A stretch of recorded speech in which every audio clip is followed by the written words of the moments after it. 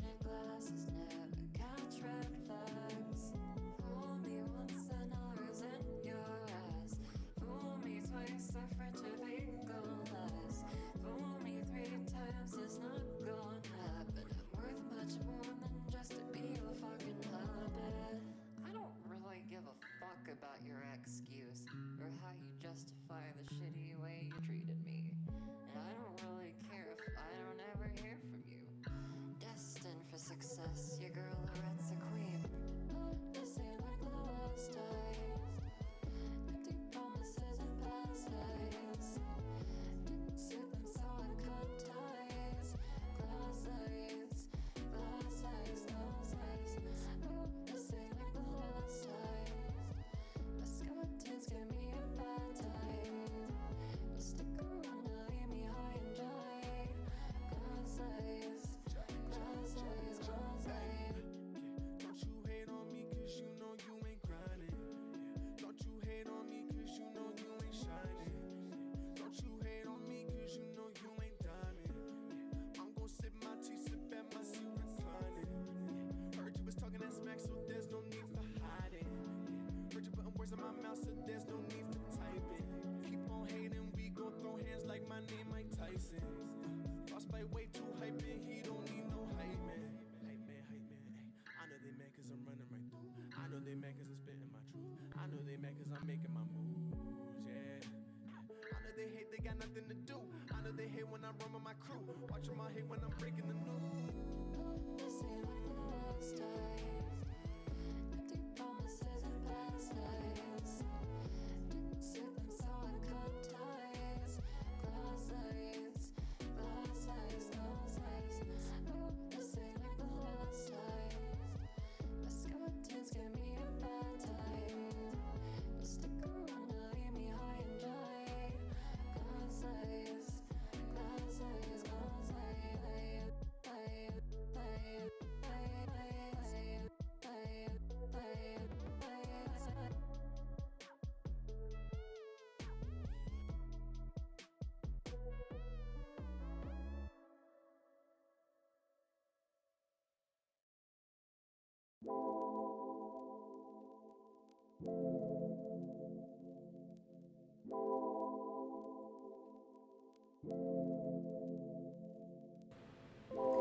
Hello! Hi, chat. Hold on a second. I feel like the music is a bit too loud. I'm gonna turn it down. At least for me. There we go. It should be a bit better, huh? Alright. Hello! How we doing today? So, today, it's been a while since I've read The Stars and Their Children, so I wanted to read the 3rd chapter today. But before we get into that, I want to tell some stories about, so if you follow me on Twitter, I said something about how I got to leave work early yesterday because there was a town-wide power outage. Yeah, I know. I have some funny stories to tell about that real quick before we get into the stream. So, I was working like the ice cream. We had one, it was like 9:15, about 45 minutes until we closed. And there's generally not that many orders at that hour. So there was only one order for 2 shakes on the screen. Easy enough. I finished them, but before I can blend them, everything goes out. Everything went off in the building. And as a natural reaction, I was a bit jump scared and I just go, whoa, what the hell? I didn't really think about saying it, I just said it. What I didn't realize was that there were, so the ice cream, station is a couple feet away from the register. What I didn't realize was there was... Wait, why is my bitrate going all over the place? Is it because I'm uploading something? Or trying to upload something?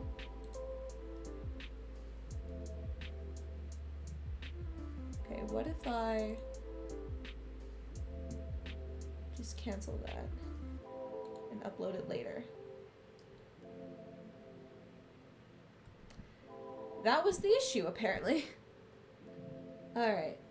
Anyway, what I didn't realize was there were customers at the register. I don't know if they heard me say anything, but one of them, like, it was a family. It was like 2 parents and their child. And I just straight up said, "What the hell?" in front of customers, in front of a child. I know that there's like worse things that I could have said, but I felt really bad. I mean, no one really scolded me for it. I mean, someone in the moment said, there's a child here, like there are children present. But I thought they were just joking, because I couldn't see anything. And it wasn't until like everyone turned their flashlights on that I saw that there were customers in the fucking building.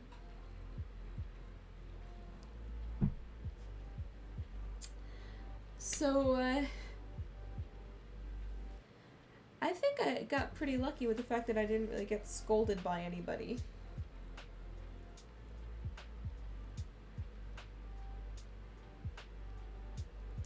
Another thing that happened was,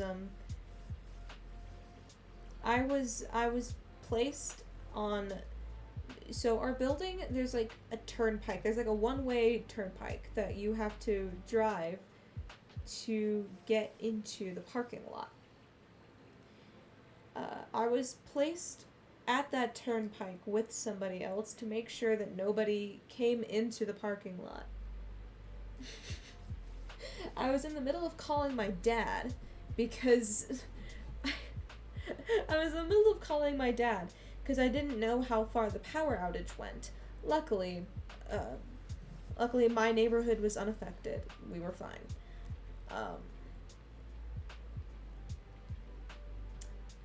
But I was in the middle of calling my dad to make sure he was okay when this guy in like a truck or something came up and was like, "Yo, you guys still selling custard or something like that?"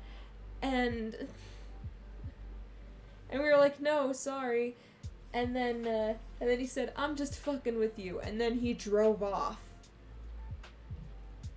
He just I don't know if he had to go down that road anyway, but if he went down that road for the sole purpose of just messing with us, I don't know, man. Like, I wouldn't say it's weird, but like, I don't know. It was like a surreal experience, because I'd only ever experienced a power outage like twice before that in my life. Once when I was a kid, and then once in high school. The once when I was a kid, I don't know if it was town-wide, but it happened, like, it happened in our neighborhood, so it happened in my house. The second time was, I think the school building blew a fuse. I don't think anybody else was affected. This was the first time that, like, I experienced a power outage and knew that it was, like, a town-wide thing. And it was weird. Like, the store, like, every single shop, like, every single business in that town had no power at all. I felt bad for, because, like, the protocol for us, where I worked, wasn't that bad because there weren't that many customers, and so it didn't take long for us to escort them out of the building. And our building is fairly small. The Walmart across the street, however, I felt bad for the workers there because they had to make sure that every single customer was accounted for and was leaving. So I was like, man, I do not envy those Walmart workers.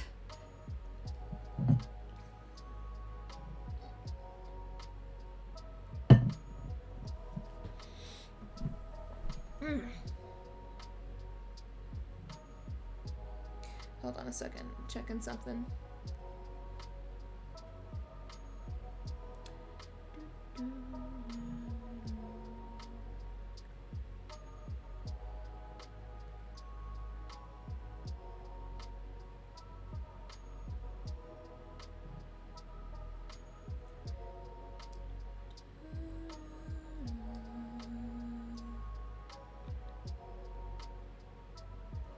Okay.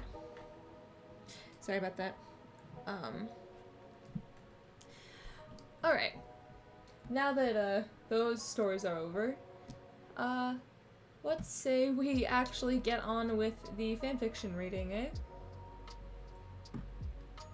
Because I think we shall. Now this is chapter 3 of The Stars and Their Children. It's a story that is loosely based off of Dune. That movie with Zendaya and Timothy Chalamet. I almost called him Finn Wolfhard because he kind of looks like Finn Wolfhard, but also not. I don't know, it made more sense in my head.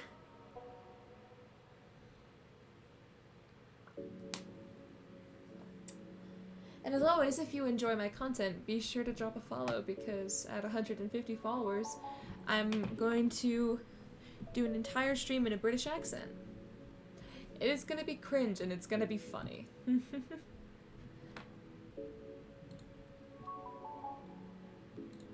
Alrighty.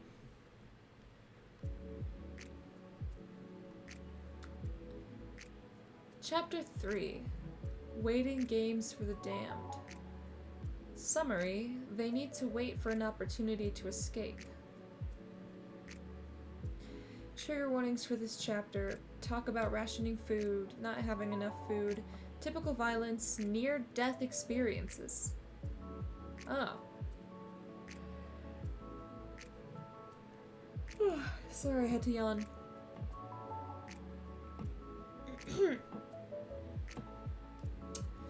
When Wilbur woke up next, for a brief moment, he was disoriented by the darkness. He couldn't remember where he was, or why his back was so sore. He could feel Tommy breathing against his chest, and pulled his little brother closer as he blinked open sticky eyes to try and figure out where he was. There was a moment of blissful ignorance. Then, it all came rushing back. The invasion, running from the guards, Tommy using his voice to help them escape. Nikki being dragged away, Eret and Dream's conversation, Eret's betrayal.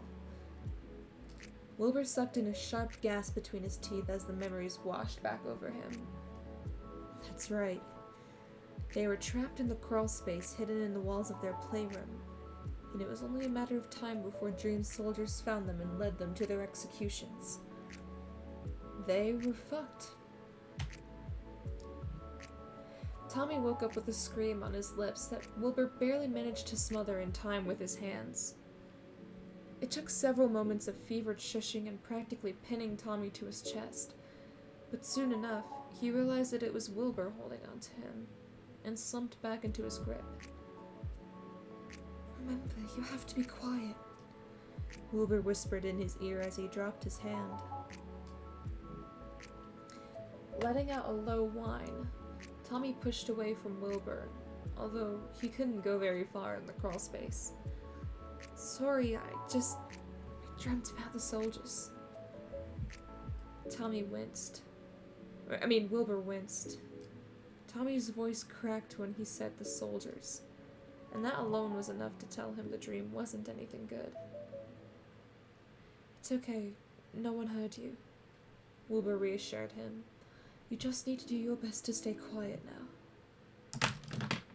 From what he could tell, there were no soldiers currently in the playroom. He could hear footsteps distantly echoing in the hallway, but they wouldn't be heard in the crawlspace as long as they kept their voices low. How long are we going to stay in here? Tommy asked, bringing his knees up to his chest. I'm not sure, Wilbur told him, mirroring Tommy's position and resting his chin on his knees. I'm still figuring that part out. There was a lot Wilbur still needed to figure out, like when they were going to leave the crawl space, how they were going to avoid getting caught by the guards, where they would even go if they managed to make it out of the palace.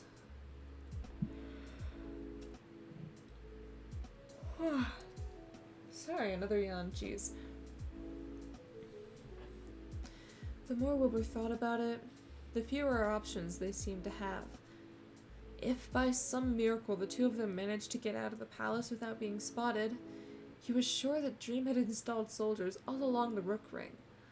Of course, they could try fleeing to Soul Sid or Not Sid, or to Soul Sid or Not Sid, because he doubted Dream had many soldiers on those sides of the planet. But both he and Tommy were wearing little more than pajamas. They'd freeze to death before they got to one of the mining towns in Not Sid, which would only be slightly preferable to dying of dehydration in the deserts of Soul Sid.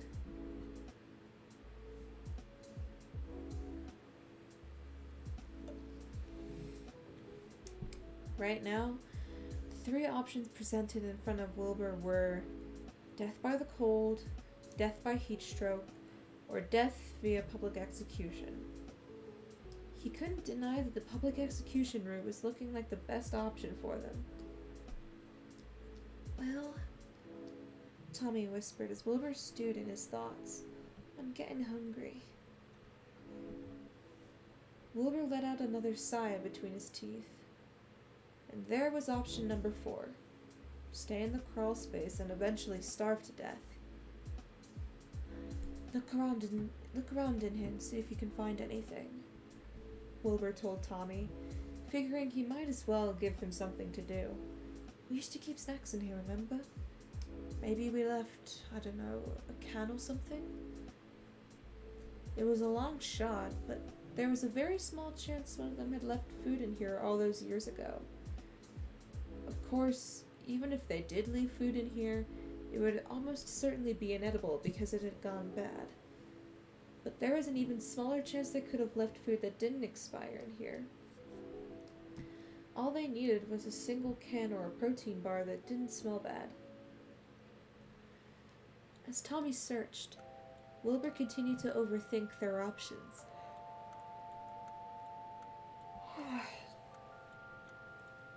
So, escaping the palace and going to Notsid or Solsid wasn't an option. They could try to hide out somewhere in the Rook Ring, but it would be insanely dangerous and would probably only buy them a few extra days at most. And that was only if they could find some Eldingvegar citizen willing to hide them from SMP soldiers. The more Wilbur thought about it, the more he realized the truth. They couldn't stay on Eldingvegar at all. If they could get off planet, they could flee somewhere else and be granted asylum. But that meant they'd need a shuttle. Wilbur knew how to get to the hangar from the playroom, but it wasn't a short distance. Not to mention, if they were fleeing Eldingvegar, Wilbur had to find Nikki first and get her out of her cell. And that wasn't even mentioning the windy season. Already, Wilbur could hear the howling winds whistling through the walls outside of the crawlspace. The winds had died down for the night of the invasion, but they were already back in full force. If he and Tommy tried to flee on a shuttle while the winds were in full blast, Wilbur knew full well what would happen. Their ship would be tossed from side to side like a rag doll, the wings would be ripped off, and they would be launched straight into the icy plains of Notsid. A rather morbid thought crossed his mind at that. If anything, At least it would be a somewhat poetic way to go. Both he and Tommy dying the same way their mother did. He wondered how much it would hurt. If he would pass out, or if he would feel every single thing she felt as the ship was torn into tiny pieces. Would it help him understand her better? To know what it was like to have your entire world torn apart around you, knowing there was nothing you could do to save yourself? Shaking his head to clear that from his mind, Wilbur went back to focusing on the wind. It was entirely possible that the wind could die down again tomorrow, but it could also be weeks before they had another calm day. There was no way for Wilbur to know until it happened. "Holy shit!" Tommy suddenly exclaimed. "I found food!" Wilbur perked up at that. "What did you find?" From the faint blue glow of his freckles, Wilbur could just make out Tommy grinning as he held up 4 small rectangles wrapped in plastic. "Breakfast bars!" Oh, thank fuck. While the breakfast bars definitely wouldn't taste good after sitting in a dark room for nearly 10 years, if they were still sealed in their packaging, it wouldn't poison them to eat them. Setting 3 of the bars down, Tommy went to tear one of them open, but Wilbur reached out a hand to stop him. "Wait," Wilbur said, grabbing his wrist. "We need to be careful with these. This is the only food we have right now, so we have to ration it." Tommy frowned, setting the bar down. "How much do we have to stretch it out?" 4 bars. If they each ate 1 bar a day, that only gave them 2 days worth of food, and that was already a pitiful amount to eat. If they split 1 bar a day, that gave them 4 days worth of food, although it wouldn't be pleasant for their stomachs. And if Wilbur really wanted to stretch it, they could split each bar into quarters, which would barely sustain them, but would last them 8 days.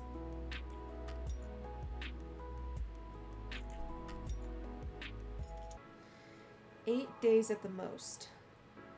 But they needed to be able to run when the wind died down, meaning they'd need more energy than what a quarter of a breakfast bar a day could give them. So splitting 1 bar a day seemed like the best option. It still wouldn't be pleasant, but they wouldn't be as starved as they would be with the quarters. So 4 days.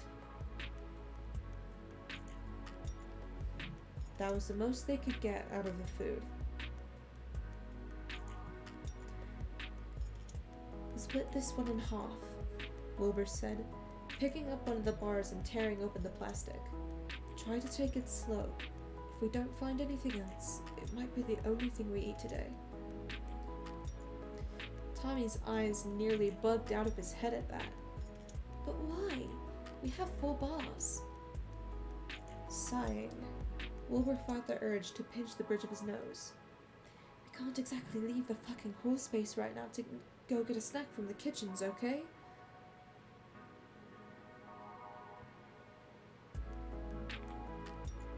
One second.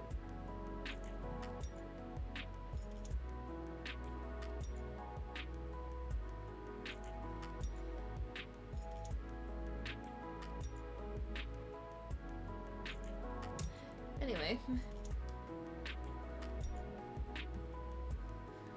"Well, obviously I know that," Tommy scoffed, "but we're not going to stay here for more than a day, right?" Wilbur was silent, staring at the breakfast bar in his hands.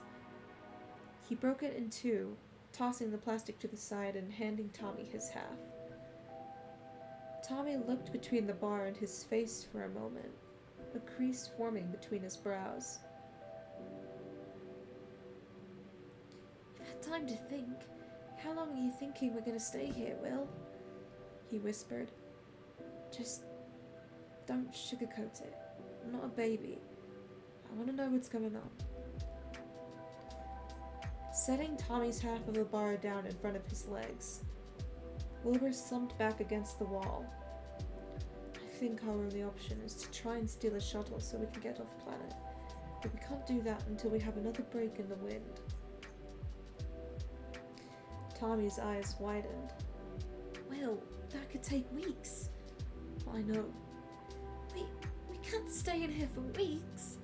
I know, but I don't know what else we can do. Letting out a shaky breath, Tommy settled against the opposite wall, worry washing over his face as the freckles on his cheeks glowed just a tad brighter. He wrapped his arms around himself, rubbing circles into his arms with his thumbs, and Wilbur waited for him to process it. Not sit and sit out options, Tommy muttered, seeming like he was going through the same thought process as Wilbur. We'll be captured if we stay in the Rook Ring. Yep. The entire palace is against us, Wilbur told him. If we want to survive, we need to get as far away from Dream and his soldiers as possible. Fuck. Tommy breathed out, curling in tighter on himself. Fucking shit. How are we even supposed to steal a shuttle? A shuttle? There we go. We'll just have to make a run for it, Wilbur murmured, ducking his eyes to the ground. Tommy whimpered at that. We could get caught. We could, but we have to leave the crawl space eventually. Taking another breath, Tommy nodded, something grim having taken over the worry on his face. I think I saw something that said the winds are gonna die down the day after tomorrow. Wilbur straightened up at that, wincing when his head bumped against the low ceiling. Why did you hear that? Last night after dinner.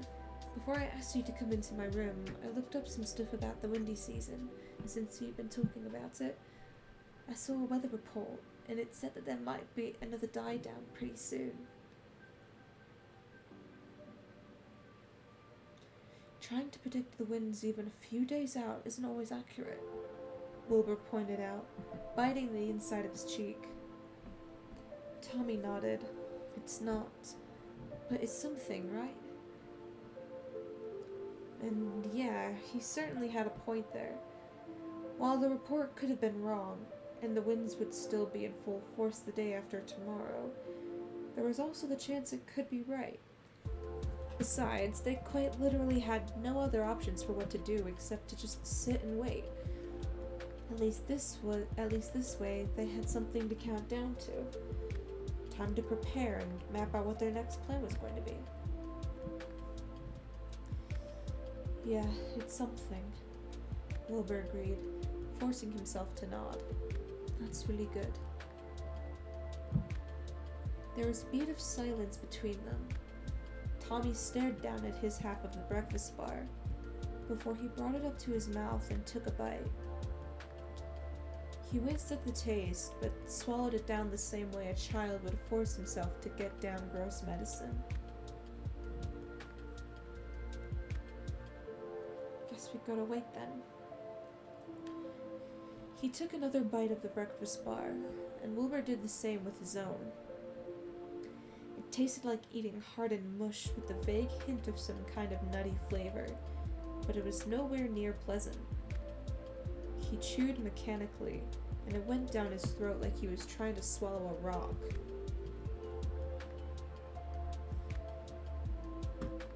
We'll get out of here soon. The look Tommy gave Wilbur that told him his little brother didn't believe him. Wilbur didn't believe himself either. They spent the rest of the day in the crawl space, and it was just as maddening as Wilbur imagined it would be.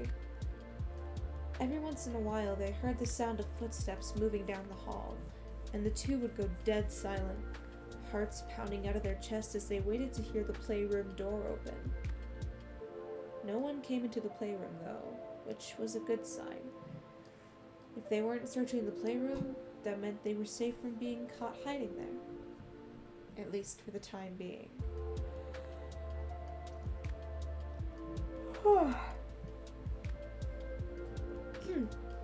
Still, it was exhausting.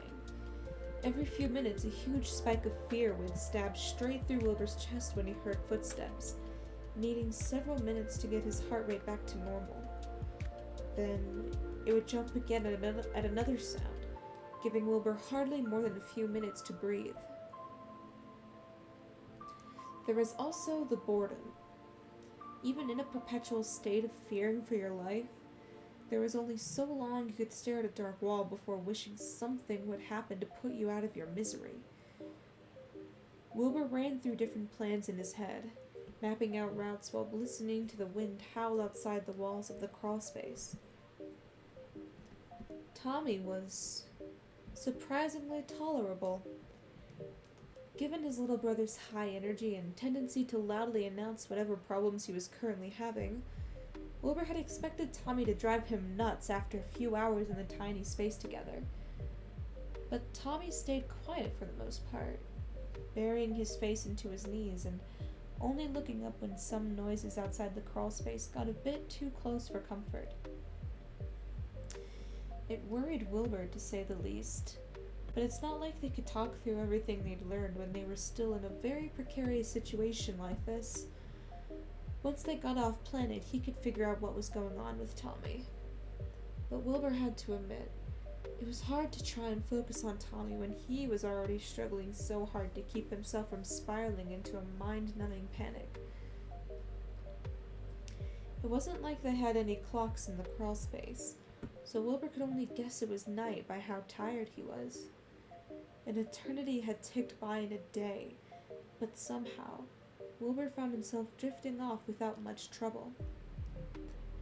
Before he nodded off entirely, Tommy crawled back over to him, curling into his side to use his chest as a pillow. And like that, the two brothers fell back asleep. The next day was most of the same monotony.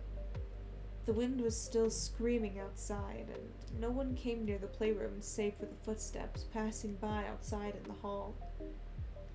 Hunger was making Wilbur's stomach cramp painfully, and Tommy whined about wanting more food, but he didn't let either of them have more than half a bar like the day before. It was a pitiful amount, but by some miracle, Wilbur had found an old bottle of water the day before that the boys must have tossed in there along with the breakfast bars so many years ago. They rationed the water even more than the food. It tasted like dust, but it was still water, and that was even more precious than food was for the time being. By the second day in the crawlspace, Wilbur's mouth tasted like sandpaper, but he didn't give in to the temptation and continued to ration the water. At the very least, neither of them could move much in the crawlspace, so they weren't burning a lot of energy. Tommy seemed to get a bit more of his usual vigor back by day 2, and Wilbur found himself bickering with Tommy over the slightest things. Whether the breakfast bars tasted like dirt or rotten oats, how many soldiers had just walked down the hallway outside, if Foolish was bored without having Tommy around to tutor. Just stupid, pointless things they could debate over as a way to get their excess energy out. They were both going a bit stir-crazy, but thankfully none of the discussions boiled over into anything serious. They were both too shaken up to actually get upset with one another, which was quite the relief for Wilbur, considering the last thing they needed was to get into an argument when they literally couldn't get more than 2 feet away from each other. Drink break.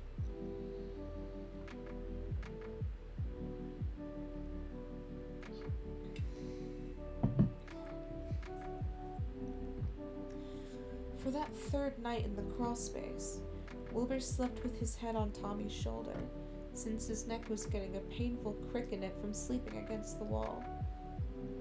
It wasn't much better hunched over leaning on his brother, but it was a minor improvement, and Wilbur would take just about anything in their current situation. When Wilbur opened his eyes on the third day of their hiding, he immediately sensed something was off. For a moment, he couldn't tell what it was. The hairs on his arms stood on end, dread wrapping around his windpipe like a coiling snake waiting to dip its fangs into his throat. Wilbur held his breath as he tried to figure out what was wrong. The crawl space was silent. The only sound echoing off the narrow walls was the sound of Tommy's gentle breathing. Wait, that was it. It was silent. There was no wind. The realization was like a slap in the face, startling Wilbur out of his half-asleep stupor as he reached over to shake Tommy awake. Will, what's going on? Tommy whispered, blinking a few times as he lifted his head. The wind died down, Wilbur whispered back, something like panic and euphoria both bubbling up in the back of his throat. For a moment, Tommy stared at him like he didn't have the slightest clue why that was something to be excited about. But then, his eyes widened and he let out a sharp gasp. The wind is gone. That means we're getting out of here, Wilbur told him, already reaching for the remaining breakfast bars. He handed one whole one to Tommy and took the other one for himself. We don't need to ration anymore, so eat the whole thing. You're gonna need the strength. While a part of Wilbur wanted to play it safe, to ration another half and leave the last bar in here in case they needed to come back, he also knew there was no point in doing that. Because if they didn't escape today, they were as good as dead already. There was no going back here. Once they left, that was it. Tommy ripped open the plastic around the breakfast bar and stuffed it down with surprising fervor, considering how much he bemoaned the taste the day before. Wilbur had to fight to force his down, his nerves overriding the demanding rumble of his stomach. Still, he knew he needed the energy, and ignored the way the bar sat heavily in the pit of his stomach. They drank the rest of the water as well, although there still wasn't enough for it to be anything satisfying. It would keep him running, though, and that was what mattered most. Then, there was nothing else to do. Nothing they could do to put off the inevitable. They had to move as fast as possible before the winds picked up again. Wilbur's limbs were stiff as he crawled back to the hole that the toy trunk sat in front of. He waited, listening for any sign of footsteps walking down the hallway. When he was only met with dead silence, he swallowed down the terror crawling up his throat and pushed the toy trunk away. Pushed the toy trunk away.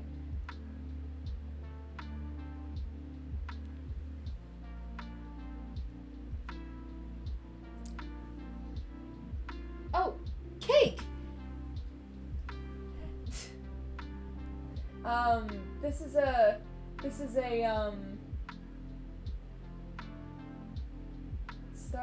this is called Stars and Their Children. I think it's SBI-ish?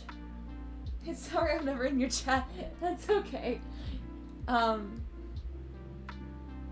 was so invested in the story, I forgot to look at chat. I hope you,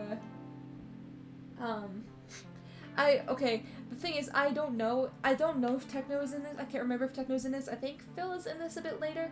Right now, it's Crime Boy centric. Tommy's a prince. Wilbur is, Wilbur's, his half-brother, Eric's a traitor, betrayed them to somebody, and now they're trying to go on the run. What chapter we're on? We're on chapter 3.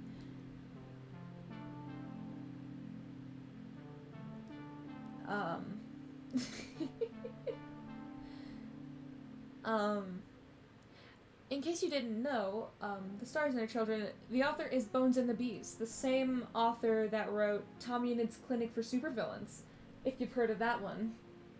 I read it a bit, I read it a couple months ago on stream. That's where the whole, Siren character came from. if you've heard of Siren on Twitter, like seen the fan art of like Wilbur Soot with the bandana over his eyes, that's the story that Siren comes from.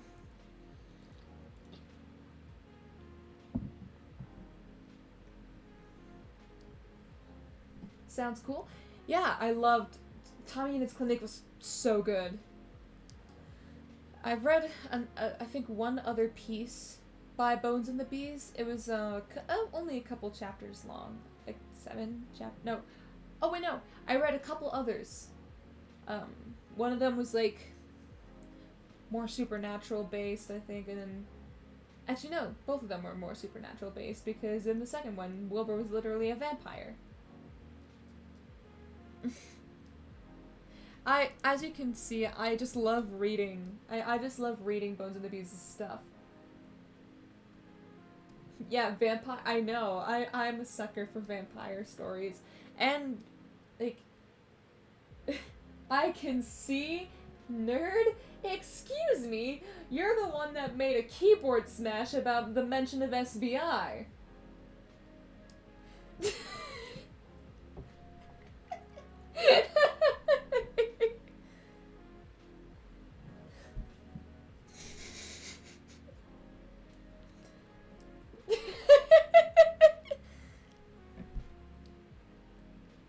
Okay, where was I?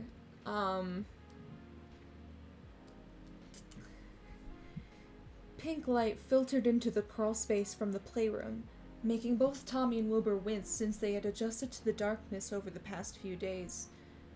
It took Wilbur a few seconds of blinking to get his vision back, but he stumbled out of the hole, practically falling over onto the rug as he gestured for Tommy to follow him.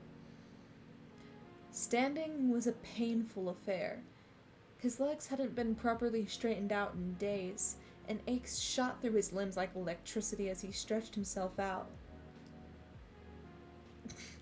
He actually almost fell when he tried to stand up, but caught himself on the wall and stayed there for a few minutes, waiting for the black dots to fade from his vision.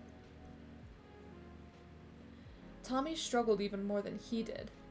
When he tried to stand, he didn't catch himself on the wall and fell face first into the rug. He muffled his pained groan with the rug itself, rolling onto his back and glaring at Wilbur when he saw his struggles not to laugh. "Fuck you," Tommy whispered, holding up a hand to flip him off. Despite the fact that... One second.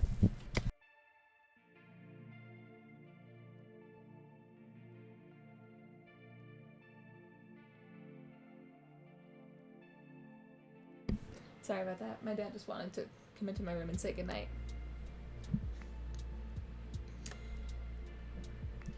Despite the fact that Wilbur's heart was already pounding at the fact that they were no longer safely hidden in the crawl space, he couldn't help but grin as he offered his hand to pull Tommy to his feet. Dad mission life real.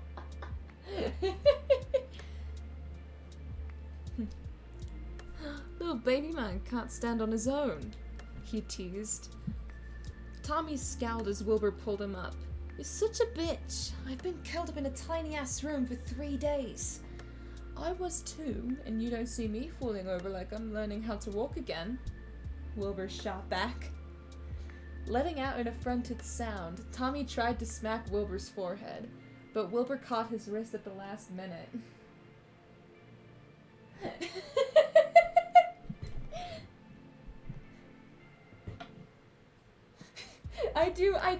I do voices when I read. Granted, some of them are a bit weird. Not weird, more like very bad attempts, but Wilbur is one of the easiest that I can do.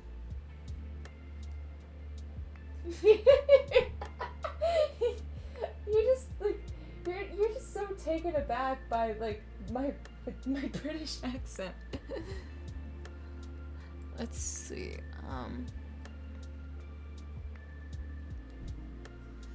Letting out an affronted sound, Tommy tried to smack Wilbur's forehead, but Wilbur caught his wrist at the last minute.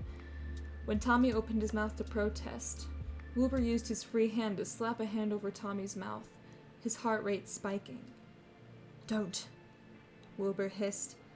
"We need to be quiet, remember?" I've never heard you do that. That's fair. Tommy's eyes darted towards the door, his annoyance disappearing as soon as it happened.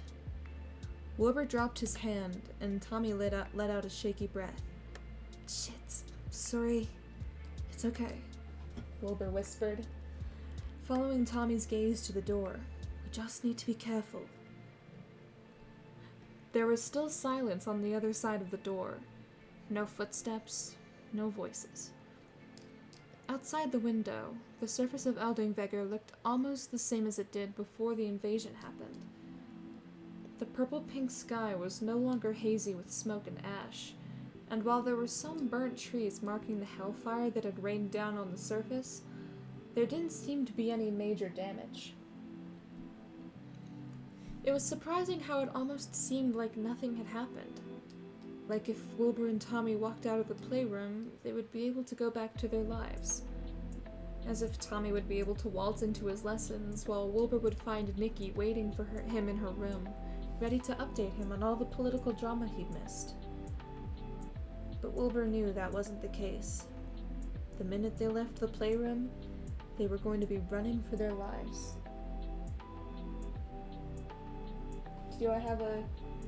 Wait, I do have a YouTube. I've only ever posted one thing on it because I don't have the pro version of my editing software yet. I wanted to wait till I got a little bit more money to do that.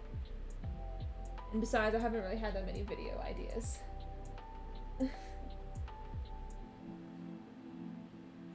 I could upload my VODs to YouTube, I suppose, but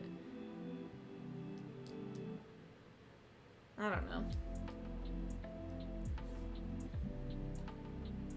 Man, you should totally use these VODs as content.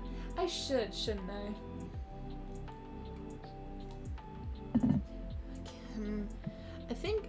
I have all my VODs saved on my OneDrive, so I'm sure if I could, with a lot of organizing and just perusing through my VODs, I could find which ones, like, I could start off with uploading my Passerin read. Add sound effects too? I don't know how, I'm not that good at editing yet. I mean, I guess I could find some way to add sound effects in the editing software. I read Passerin last year. Like last April-ish, I think. I volunteer? To what? Yeah, I read Passerin last year. I cried. Oh, to edit for me? I volunteer. Okay, I mean, if you want to. I don't know how much time I don't know how much time I'll have to edit once college starts up. So, it would be nice to... I could pay you if you want. I don't know how long I'd be able to pay you for until I get another job, but I could figure something out.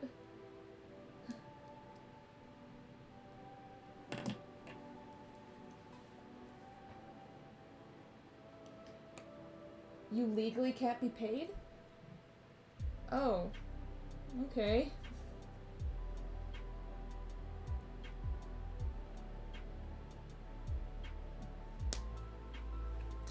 We can talk more about this after stream if you want. Let's see.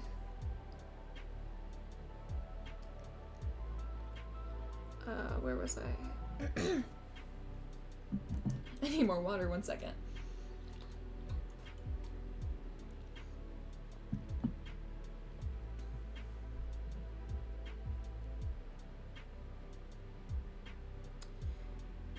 But Wilbur knew that wasn't the case. The minute they left the playroom, they were going to be running for their lives. He eyed the trees outside the window. Their branches were still, no bending or swaying in time with the wind. This was the only opportunity they were going to get.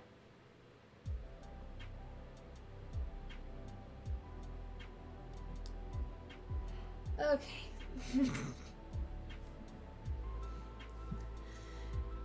Reaching out, Wilbur gripped Tommy's hand in his own. Are you ready? Fear flashed through Tommy's cool blue eyes. But he nodded anyway, and squeezed Wilbur's hand with startling strength. I'm ready. Okay. They could do this. They just had to be careful. Ice crawled up Wilbur's throat as he creaked open the door of the playroom. Peeking his head out, he looked up and down the halls, and was relieved to find they were empty. They left the playroom behind them, taking every step with the same kind of care they would if they were walking through a minefield. There was no running this time.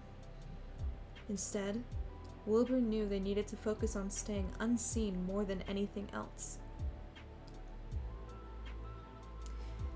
They came to their first set of guards at the end of the hallway. The soldiers were facing away from the brothers, chatting in low voices without a single glance behind them. Wilbur crept up until he was only a few feet away from them, and whispered out a soft, "Go to sleep." His low voice echoed off the walls as both guards collapsed. Making a shushing gesture at Tommy, he tugged him down the next hallway, and the real journey began.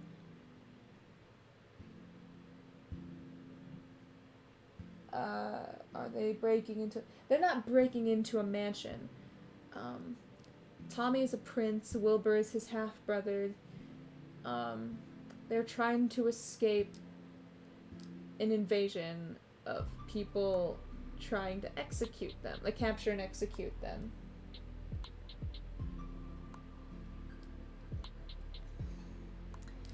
And this is like loosely based off of Dune, I think. Like, it's not the same plot or anything, but it kind of has the same like setting, I guess, ish. I don't know, I never saw Dune, so.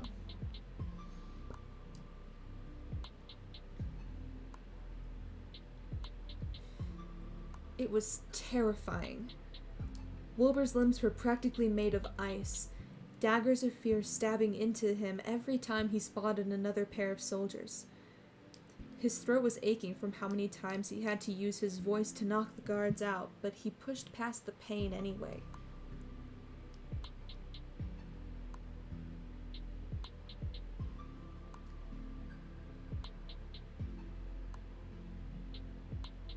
The trip across the palace to Nikki's room took so much longer than it should have.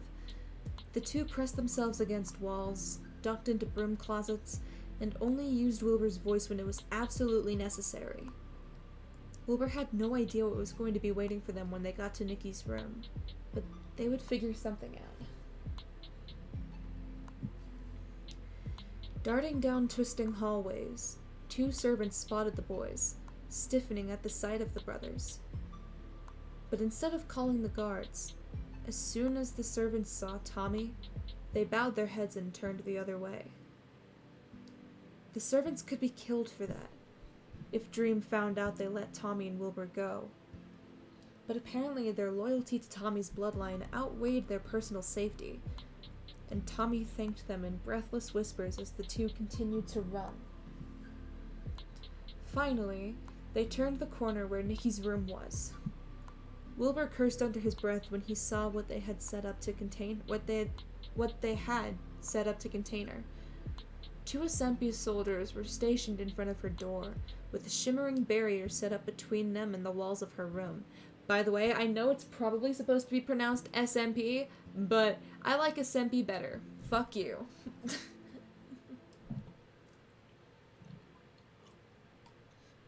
It flows a bit better.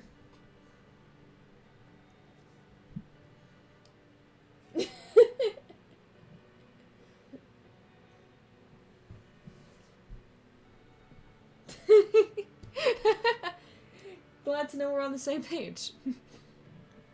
Let's see. Wilbur recognized the barrier, knowing it had a silencing feature on it, which must have been how they negated Nikki using her voice to escape. Those fucking bastards. Figuring they had wasted enough time being subtle already, Wilbur turned down the hallway in full view of the soldiers with Tommy in tow. The soldiers' heads whipped towards him, but before either could try to stand, Wilbur shouted a strict command. Sleep! Both soldiers fell to the ground. The door to Nikki's room opened behind the barrier, and a sob pressed itself against Wilbur's chest when he saw his best friend's face staring at him from behind the shimmer. Nikki didn't seem harmed.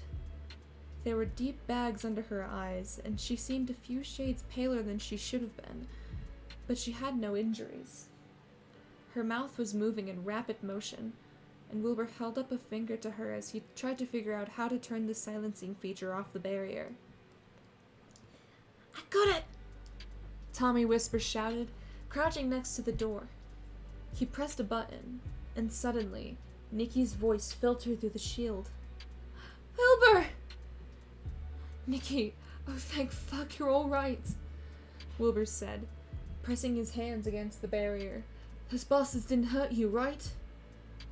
Nikki shook her head. No, they just locked me in here and haven't let me out in 3 days.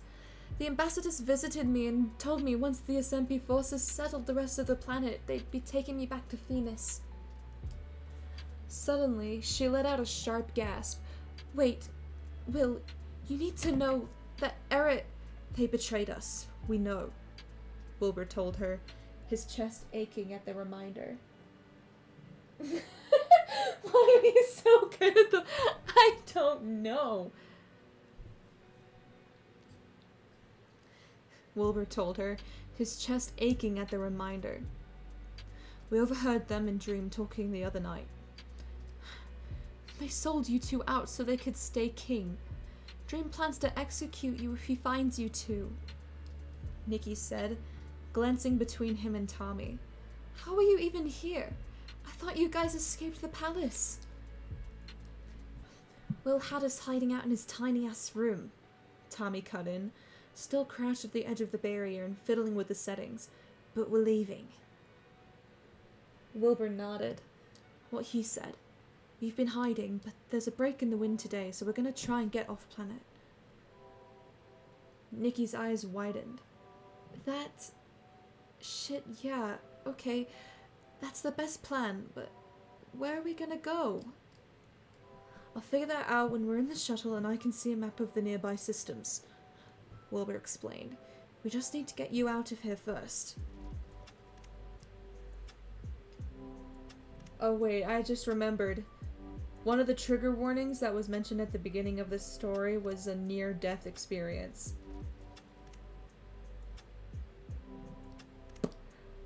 Oh boy! Okay. I am not prepared for this.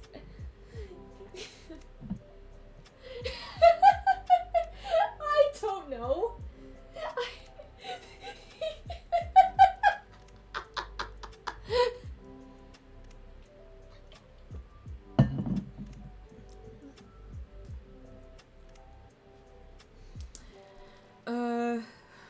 Where was I? Oh yeah. I'm trying to get the barrier down, but it's fucking passcode locked, Tommy said, frowning as he continued to tap different settings. You guys need to hurry. A patrol comes by here every few minutes, Nikki told them, her eyes darting nervously down the hall. I've tried everything I could to get the barrier unlocked from in here, but it's useless. And just like that, there was a deafening thud at the end of the hallway.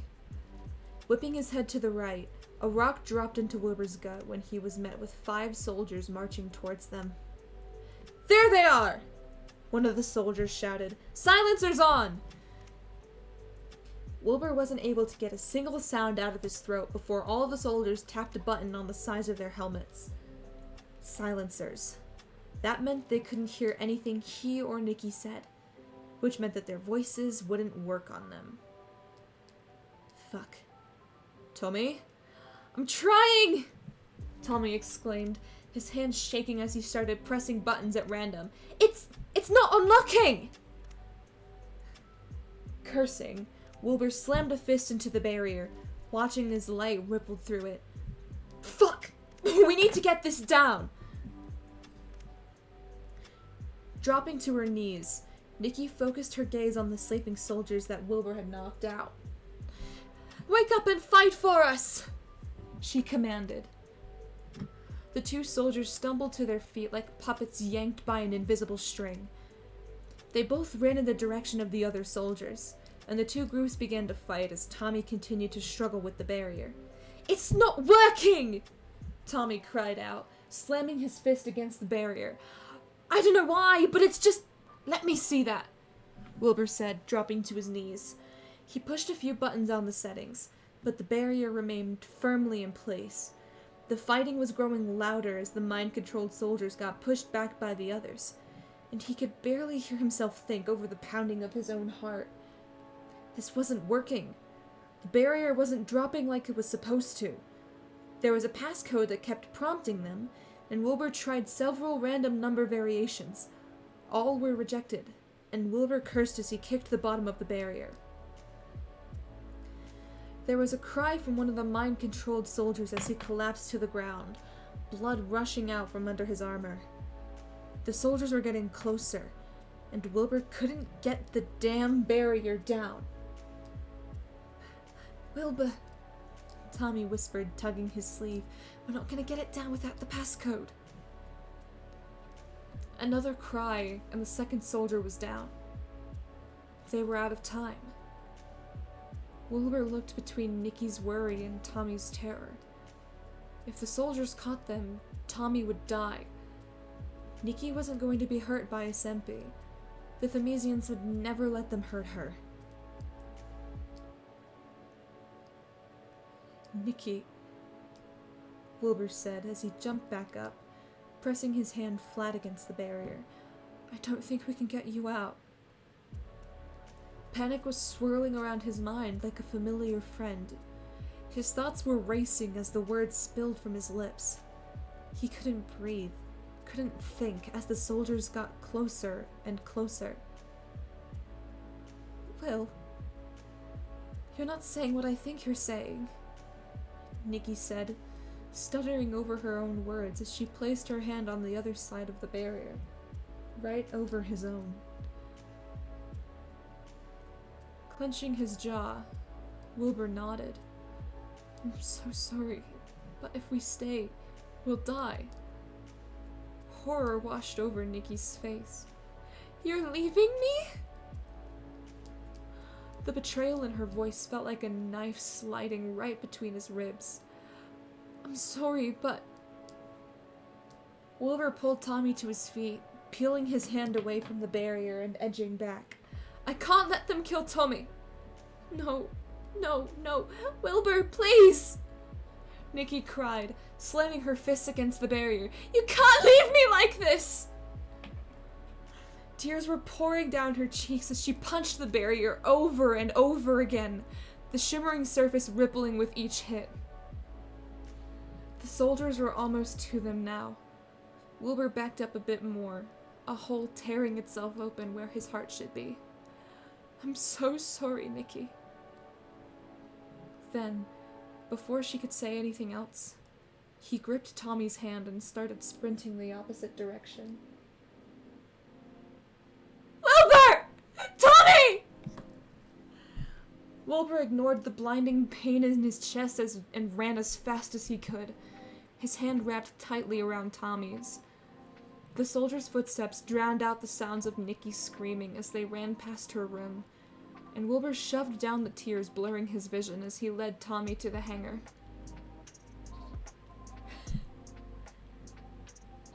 Fuck. What had he just done? His legs were screaming, and so were his lungs as they raced down the hallways, following the twists and turns down the familiar path to the hangar. When they turned one corner, 2 soldiers were waiting for them, and Wilbur yelped as he was knocked back against the wall. "Fight for us!" Tommy screamed, his voice echoing all around them. The 2 soldiers ran off to fight the ones chasing them, while a warm hand grabbed Wilbur's again. Wilbur didn't even have time to think about how Tommy had just used his voice again, and instead just followed him wherever he was running. One hallway, another, right turn, left, running, running, running. It was an endless cycle, and Wilbur felt a bit like a rat trapped in a maze. Everything hurt as Wilbur ran on pure adrenaline, lightning coursing through his veins every time they dodged another close call from the soldiers chasing them. After what felt like eons of running, they skidded to a stop in front of the doors to the hangar. There was a soldier leaning against the entrance, but instead of wearing armor, he was wearing a more formal military uniform. Black fabric cut across his jacket with hints of blue here and there, unlike the green most of the armor sets were decorated with. Along with that, just ignoring how they left Nikki, I wish they didn't have to, but it's like what the story said.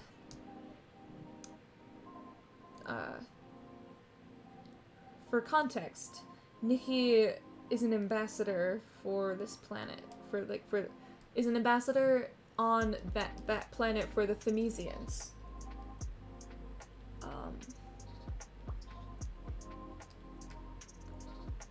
This whole invasion was done partly by the Themesians, I think, and they want to make sure that no Themesians are hurt. Themesians are the species that can use their voice, use the voice. Tommy and Wilbur can, but they're only half Themesian. Their mother was Themesian before she died.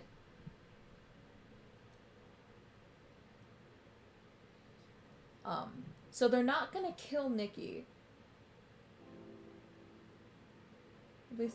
At least that's what it was explained as. If they kill Nikki, I swear, I will, I can forgive Wilbur for leaving Nikki to protect Tommy, because Tommy was for sure going to die if the soldiers caught them, because, okay, the thing is, Tommy is the heir to the throne.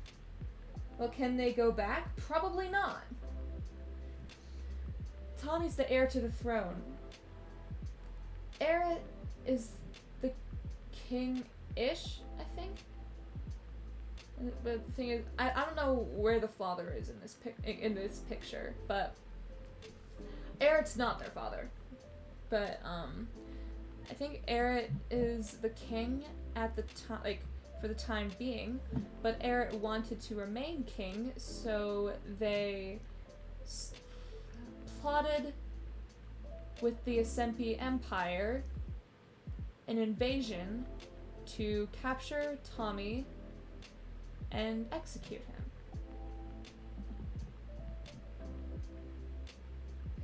And because Wilbur is only Tommy's half-brother, he has no right to the throne, so he's not as much of a threat.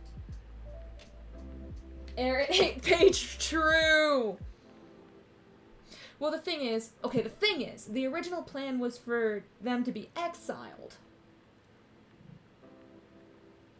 But Dream, I think the emperor, I suppose, of the Asempi Empire, had other plans. So Eret didn't know that they were going to be executed, but once they were briefed on it, they decided that that was the best option if they wanted to remain king.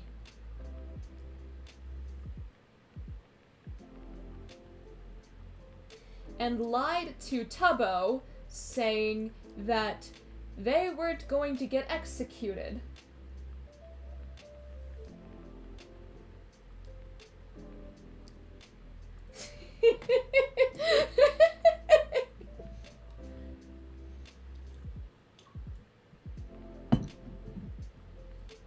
Oh yeah, Tubbo was in this as like a servant, I think. Tubbo was in on it as well, actually. Not the execution.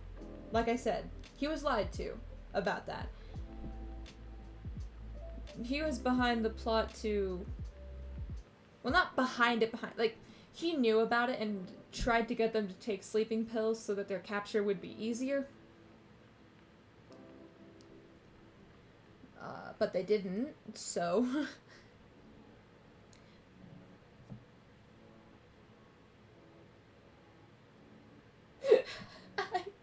I don't know. Anyway, where was I? Oh yeah. Black fabric cut across his jacket with hints of blue here and there, unlike the green most of the armor sets were decorated with. Along with that, he wasn't wearing a helmet.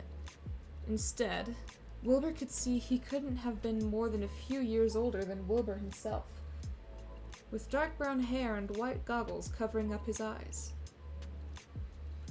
The guy jumped to his feet as soon as he spotted Wilbur and Tommy. "What the... Unlock the doors," Wilbur hissed, wincing when his throat screamed in pain at using his voice again. And just like that, the soldier turned around and opened the doors to the hangar. He gestured for them to walk inside, his posture stiff and unnatural while he was under the influence of the siren power.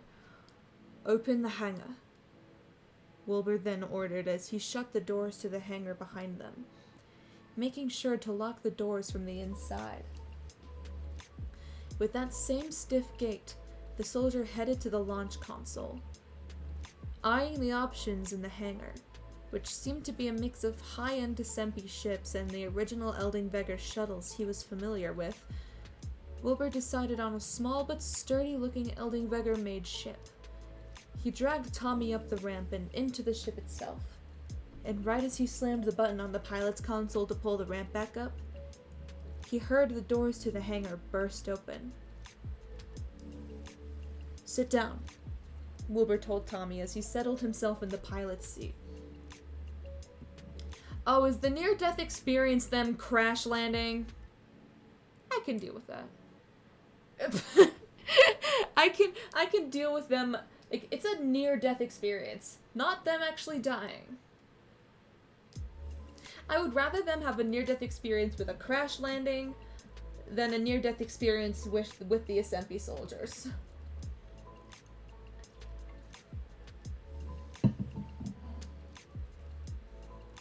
Because they'd be a bit safer having a near-death experience with a crash than with the soldiers.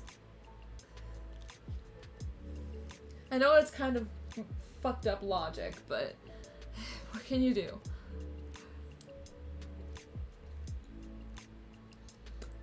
Even though Wilbur wasn't an ace pilot, he did know how to fly a shuttle. It was one of the many random things he decided to learn as a teenager. When he had more free time than he knew what... When he had more free time than he knew what to do with before his lessons had picked up in pace. It wasn't something he'd ever thought he'd need to know, but figured it would be useful nonetheless. Now, Wilbur was incredibly grateful for this as he went through the familiar procedures to turn the shuttle on. Outside the ship, he could hear muffled yelling as the soldiers swarmed around the shuttle itself. One was trying to get the goggles-wearing soldier off of the control console, but he was still under Wilbur's voice control, and was fighting to stay where he was. The hangar itself began to open with a loud metal screeching. The shuttle roared to life under his hands, humming as he drove the ship forward and towards the exit. Wilbur?" Tommy said nervously, flinching when a soldier threw a javelin at the window to the ship, only for it to bounce off the glass. "Are we gonna be able to get out?" "We'll get out," Wilbur said. although he had no idea if that was the truth or not. The hangar opened completely, and Wilbur flipped a switch on the console. The ship shuddered as it lifted up into the air, and there was more screaming from outside as more javelins flew their way. "Wilbur!" Tommy yelped when one of the javelins managed to leave a dent in the glass. "I'm going!" Wilbur shouted back. Then, before he could let himself think about the soldiers standing in the way of the shuttle's path for too long, he pressed down on the accelerator as hard as he could. Everything snapped as Wilbur and Tommy were both slammed against the seats, the shuttle rushing forward and out into the Eldingveger atmosphere. They started flying up, and away from their home planet. Holy shit, they were doing it. They were really escaping. "Be on the lookout for ships flying after us. They're gonna try and shoot us down," Wilbur said to Tommy as he tilted the shuttle up even more. Twisting around in his seat, Tommy pressed a few buttons on the dash and brought up a radar to show if there was anyone following them. To both Wilbur and Tommy's surprise, the radar was clear. No one's following us," Tommy said quietly, frowning at the screen. That wasn't right. Dream should be launching 10 different shuttles right at that moment. He should be launching missiles, trying to blow them straight out of the sky. But there was nothing. The radar showed their tiny dot and nothing more. "That's weird. Why do you think—" Before Wilbur could finish that sentence, the entire shuttle was blasted to the right. Tommy screamed as his seatbelt barely held him against his chair, and Wilbur let out a pained noise at the pressure on the left side of his face. He cursed and fought to get the shuttle back on path, and the engines screamed in protest as he continued launching them up. "What the fuck was that?" Tommy shouted. I don't... Wilbur cut himself off, eyes growing wide. "Tommy, check the outside weather." Tommy pulled up the weather measure for outside the shuttle, and as soon as he did, he let out a sharp gasp. Oh, fuck. A spike of fear flashed through Wilbur at that.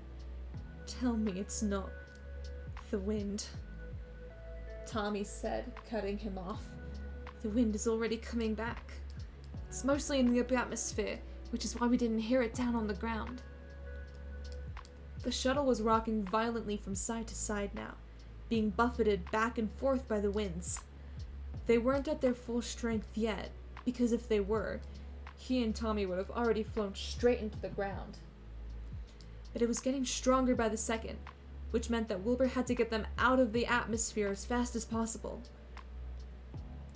A cage of fear formed over Wilbur's heart, and it pounded like a wild animal against the iron bars as he fought to take a single breath. He couldn't... No, he couldn't do this. If he kept flying, they were going to die. The ship was going to be torn apart. Metal screeching against metal. Wings being ripped off the shuttle itself, flying like discs as they whipped across the sky. Wilbur screaming. Wait, is George isn't on the shuttle. He opened the hangar. George isn't with them, I think. Oh, by the way, usually when things are in asterisks, this is a flashback.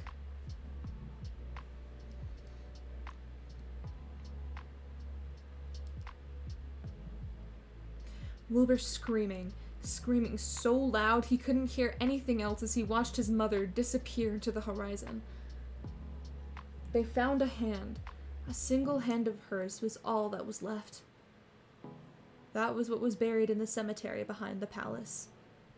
The hand that brushed his hair back when he was trying to sleep.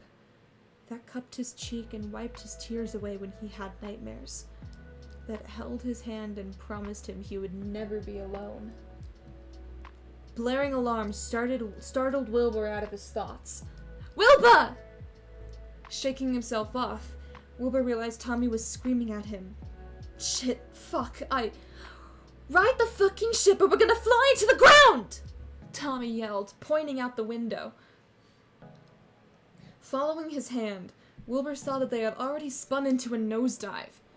On instinct, he yanked the shuttle back up with all the strength in his arms, and his stomach swooped as they were yanked back up into the sky. The pink twilight around them was getting darker as they got higher in the atmosphere, and Wilbur fought to readjust every time the winds blew them to the side. It was exhausting.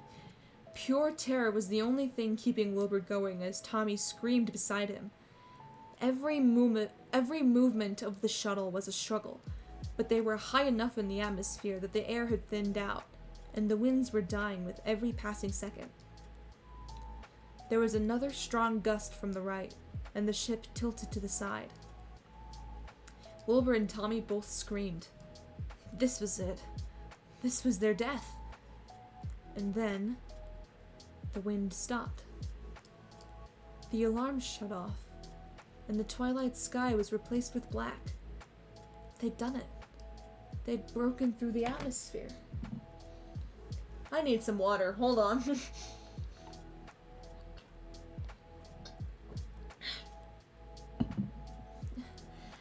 I also need to have a Listerine patch. These things soothe my throat.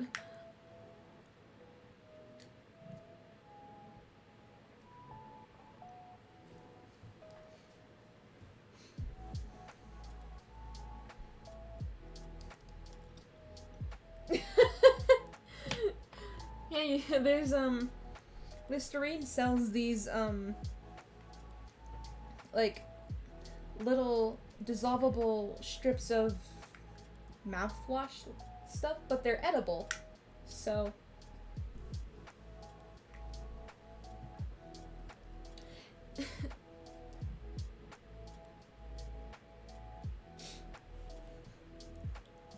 And since they're minty, they soothe my throat anytime I do one of these, because it always tends to make my throat sore.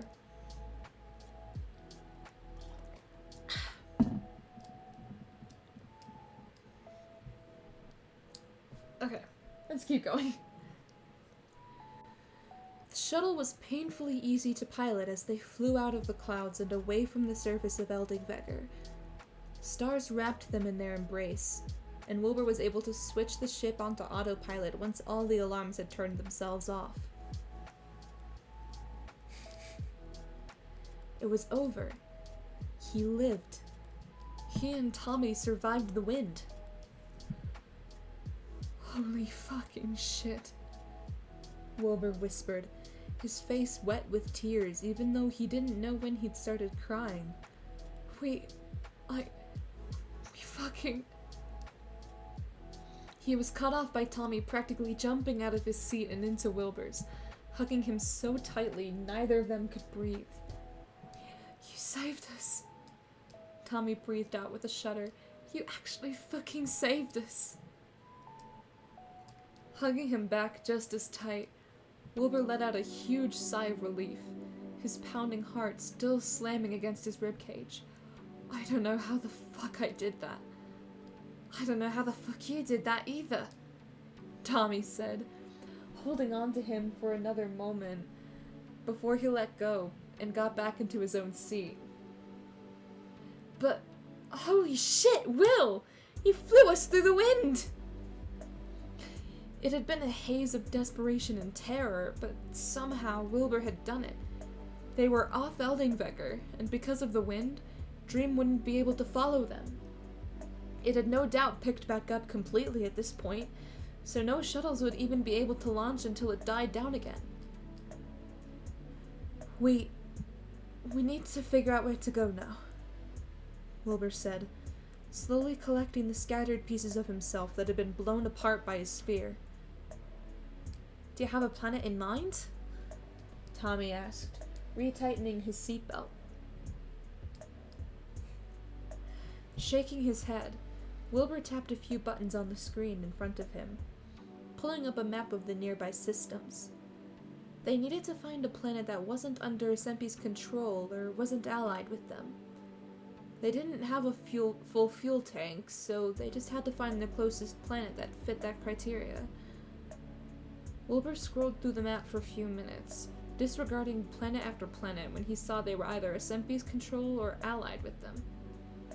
It seemed like every nearby planet had some relation to SMP, and he cursed himself for not realizing that Dream was going to target Eldingvegger sooner. It took a lot of digging, but soon enough, Wilbur found a planet that had no relation to SMP. As soon as his eyes landed on the name, his breath caught in his throat, because there was no way Dream would follow them to this planet even if he knew they were there. Dream wouldn't fuck with this planet no matter how badly he wanted to kill Wilbur and Tommy. The only issue was, if they landed on this planet, they very well could be killed just as quickly as they would be killed on Eldingvegger. I think I might have found where to go, Wilbur said, staring at the screen as dread pooled in his gut like oil.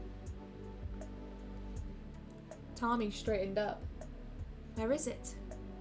He asked, trying to lean over to Wilbur's seat to see the screen. Biting back a wince, Wilbur turned the screen towards Tommy, letting him read the planet name and associations. Oh, fuck no, Tommy said immediately, shaking his head and pulling away from the screen as if it had burnt him. What the fuck, Wilbur? Are you fucking crazy? We can't go there! Tommy, it's the only nearby planet not under SMP control, Wilbur told him, the words tasting like dirt on his tongue. It's our only option. Our only option? You're seriously saying our only option is to go to Zephyr's 4, the capital of the fucking Antarctic Empire? Wincing, Wilbur nodded. Yes. The Antarctic Empire is the only power on this side of the galaxy that can rival SMP. If we go there and Emperor Philza grants us asylum, Dream won't be able to touch us.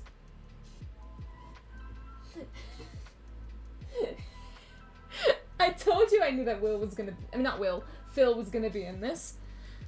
I looked at the character list before I started reading this and I remembered Phil. Oh man, if Techno is in this, I'm gonna start crying.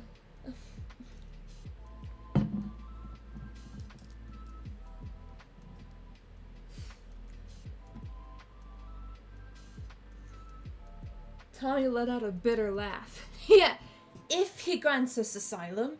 You've heard the stories about that batshit motherfucker Wilbur. He's even more terrifying than Dream. Emperor Philza is ruthless, but he's not unnecessarily cruel or violent, Wilbur explained, trying to convince himself of this course of action just as much as he was trying to convince Tommy.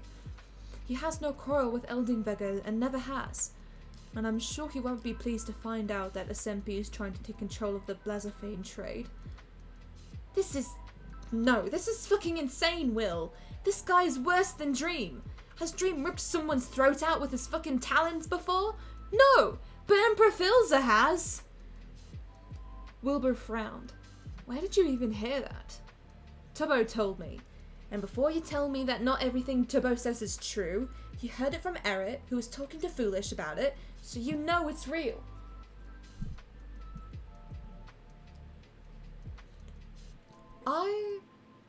I don't know if that's really what Tubbo heard. Wilbur tried to reassure Tommy, although given the things he had heard about Philza, it honestly didn't seem that out of place. Either way, Emperor Philza has no reason to harm us. All we're doing is asking for asylum. Tommy shook his head. No, Will, we can't go there. You have to find somewhere else. Tommy, this is our only option. No, it's not. Yes, it is. It can't be. It is. But Tommy! Wilbur suddenly shouted, cutting Tommy off. If you hate my choice so much, then what do you suggest we do instead? Tommy stared at him for a moment, opening and closing his mouth. When a few beats of silence passed, Wilbur scowled. That's what I thought. You don't know what the fuck you're talking about, okay? I'm the one making the decisions to keep us alive right now, so why don't you just shut the fuck up and let me do what I need to do to keep us from getting fucking executed? Wilbur snapped, his voice lined with the freshly sharpened edge of a blade as he slammed his fist down on the console. He hated snapping at Tommy. His anger was a rare thing to stoke. But sometimes Tommy knew just what buttons to push to make his threads of patience snap one by one. Wilbur was exhausted. His stomach hurt from lack of food. His throat was practically raw from how many times he'd had to use his voice, and his head was pounding from his tears. Hearing Tommy rag on him for the only option he could see them taking was just the last straw. Still, as soon as he saw the hurt flash over Tommy's face, his anger faded into something more manageable. He was still annoyed that Tommy was being such an asshole about this, but he knew his little brother was just as exhausted and scared as he was. I'm doing everything I can to keep us both alive right now, okay? Wilbur told him through clenched teeth.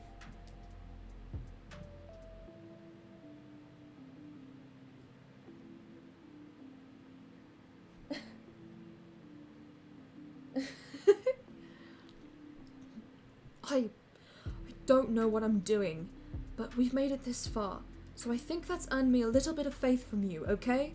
So don't argue with me on this. We're going to Zephyr's 4, and that's final. Imagine them as like 2 inches tall.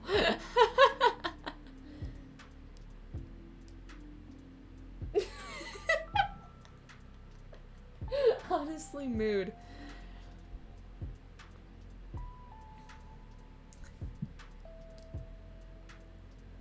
Tommy nodded, wrapping his arms around himself as he curled back into his seat. Fine, he huffed, although his words were shaky. You're being a fucking asshole, and I don't like it when you yell at me, but fine.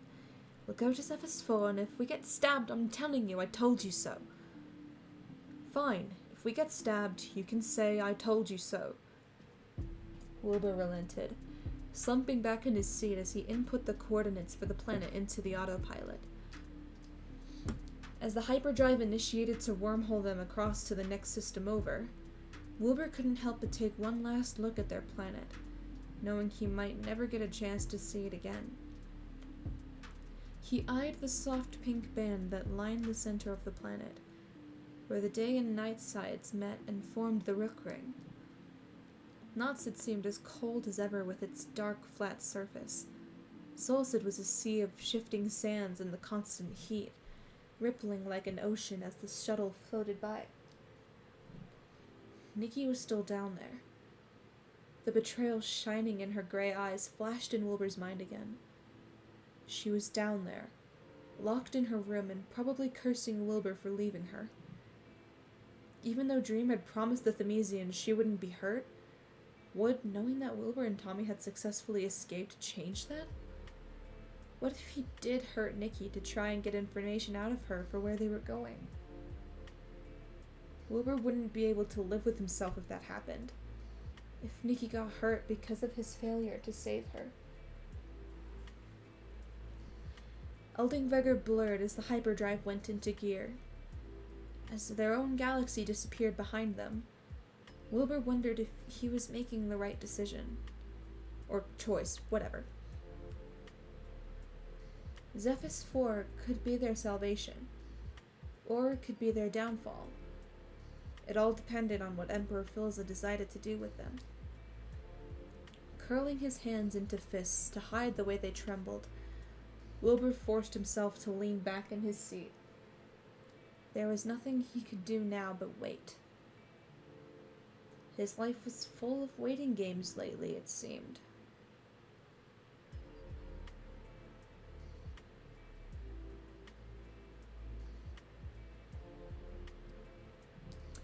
Okay, they're off Eldingvegor and on their way to Zephyr's 4. Oh, they're terrified, but what will they find when they get to Zephyr's 4? We'll find out next chapter. Yes, Nikki got left behind. I'm going to clarify something right now. Nikki in the present is not going to pop up again for possibly a really long time in the story. But she's going to be mentioned quite a bit in flashbacks, so I swear I'm not trying to Nikki bait you guys, lol. I really wanted to bring her along to Zephyr's 4, but for narrative and plot purposes, it just couldn't happen. Anyway, I hope you guys enjoyed the chapter. Ooh, I keep forgetting that, like, I think Bones and the Bees makes playlist for each fic she writes. I know, poor Nikki. Nikki deserved better.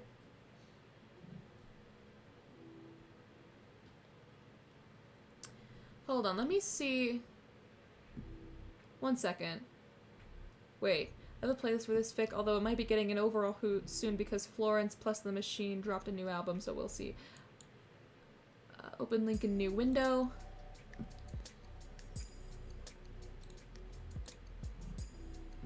Okay, the playlist is called Child of Starlight.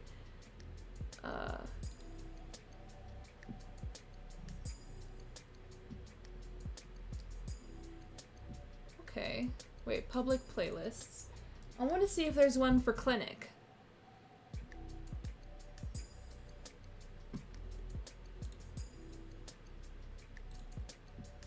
Hold on, let me...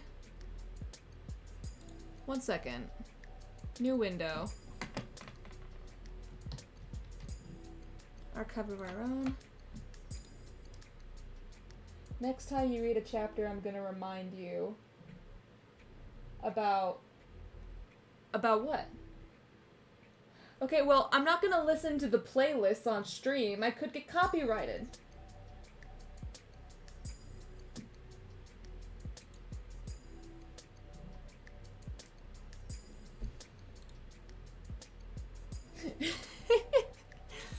Like, sure, I may be a small streamer, but even in like my early days of streaming, I found that like listening to copyrighted music, like parts of my stream would still be muted. So, let's see.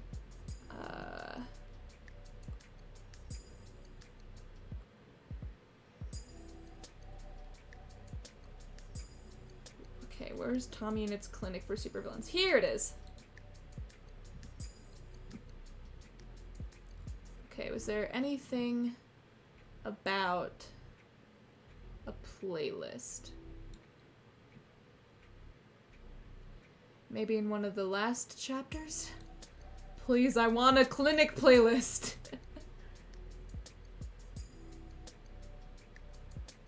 I get muted, and when I see my VODs, I shoot myself out of anger. Let's see, chapter index.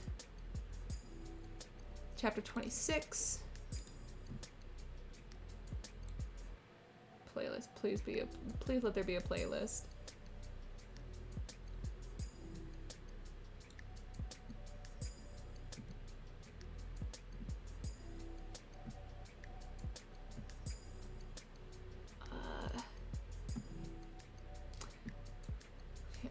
Because the thing is, the names of the playlists aren't the same as like the names of the of the stories.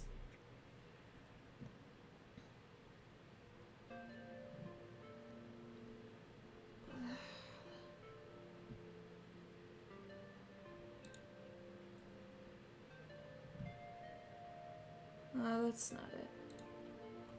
Well, follow Citadel. Well, that's their Spotify profile is called Citadel. Okay, the playlist is called Child of Starlight. If you want a link to the playlist,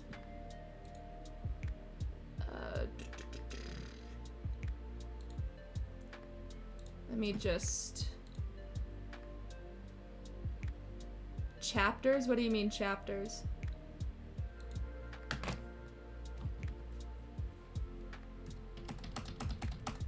I didn't need to spam it that much, but still, that's the playlist for The Stars and Their Children.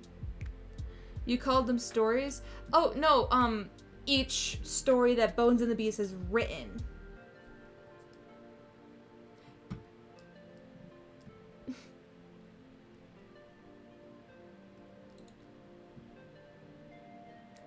I don't know if there are any other... Eyes of the Future. I don't think. Wait, Child of Star... Okay, so... I'm sure somewhere there's like... I'm sure somewhere there is a, a description for each playlist. I don't know, because there's no description in the playlist that I've looked at. I hope that there's a clinic playlist. I want there to be a clinic playlist. Oh, and a playlist for the vampire fic. Alright. Also, Bones and the Bees has Twitter and Tumblr, I think. But yeah. Bones and the Bees on Twitter and Tumblr. So if you want to give her a follow and show support, do that, because she's a really good writer. Alright. I think that is going to be my stream.